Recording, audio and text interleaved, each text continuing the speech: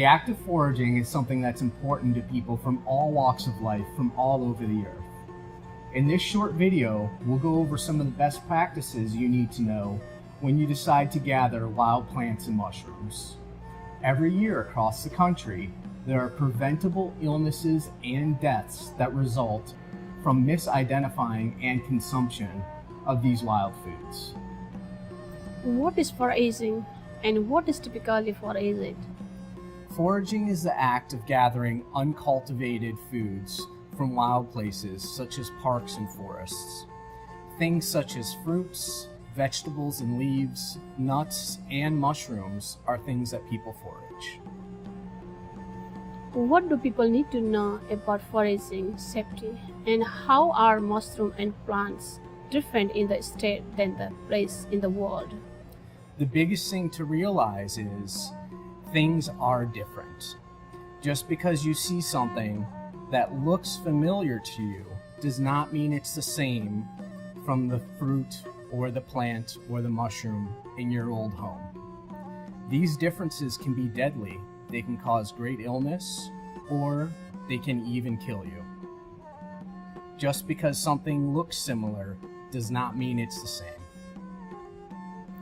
What in particular should you know when foraging in new environment? One of the big things is understanding that just because you see a wild animal or an insect eating something does not make it safe for you to eat.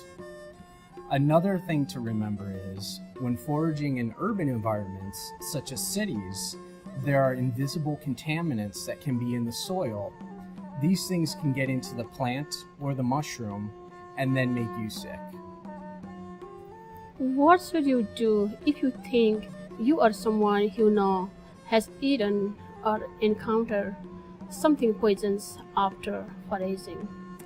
If you experience symptoms such as nausea or vomiting or diarrhea, you should seek out immediate medical attention. Also, if you develop a rash within 1 to 2 days of touching a wild plant, you should go and seek the help of a doctor. Always keep in mind that if you are with someone, such as a family member that has eaten wild foods, and they start acting as if they're intoxicated, you need to help them find a doctor.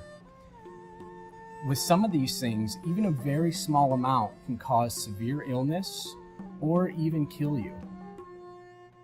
Some of these wild mushrooms are toxic enough that the effects of poisoning can occur within minutes or even up to a week later. The most commonly confused mushroom for a safe one in the United States is the death cap mushroom. It does closely resemble what is known as the paddy mushroom or the straw mushroom. Both can have an egg or cup-shaped bottom to the mushroom. They have similar gills and very similar shades of either green or brown on the cap. Our best advice to you is to stay away from these mushrooms. Another very common and deadly mushroom is known as the destroying angel. This mushroom is all white, and when it is young, resembles a lot of mushrooms that you can buy in a store or that you've seen people cultivate. Please stay away from any mushroom that you find in the wild that is all white. The last mushroom that you should be aware of is called the deadly galerina.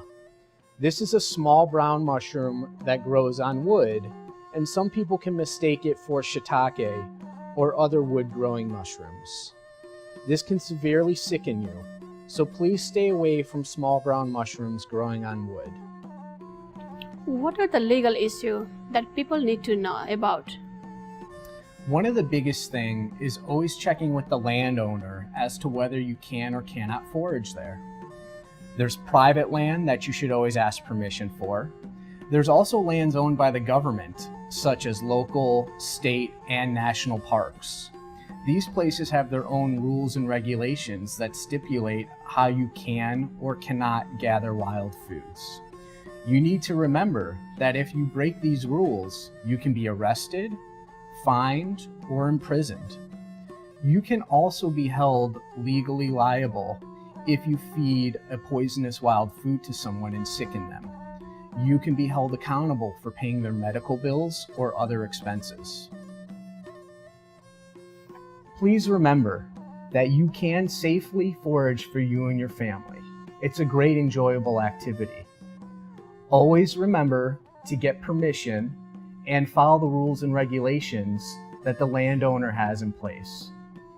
Please also remember that if you experience any of the symptoms of poisoning that we discussed, to seek medical attention immediately. Thank you for watching and enjoy foraging.